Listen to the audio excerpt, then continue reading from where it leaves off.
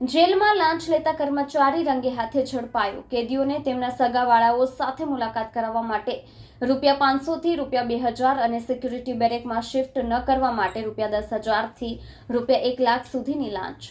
લાજપોર મધ્યસ્થ જેલ ખાતે કેદીઓની મુલાકાત માટે લાંચ લેવાના કેસમાં પ્રતિક કૈલાસ સસાને એસીબી દ્વારા રંગે હાથ ઝડપી લેવામાં આવ્યો છે। એસીબીને બાતમી મળી હતી કે લાજપોર જેલમાં કેદીઓને તેમની સગાવાલાઓ સાથે મુલાકાત કરાવવા માટે ₹500 થી ₹2000 સુધીની લાંચ લેવામાં આવે છે।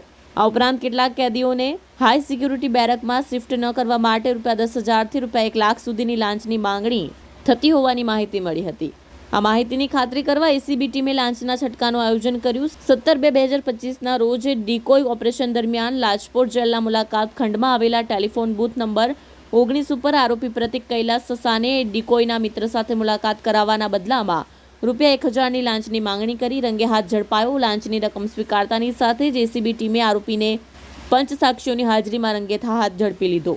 આરોપી સામે લાંચનો ગુનો દાખલ કરીને કાયદેસરની કાર્યવાહી શરૂ કરવામાં આવી છે। એસીબી દ્વારા વધુ તપાસ હાથ ધરવામાં આવી રહી છે કે આ કૌભાંડમાં અન્ય કોઈ પણ શખ્સ સંડોવાયેલો છે કે કેમ।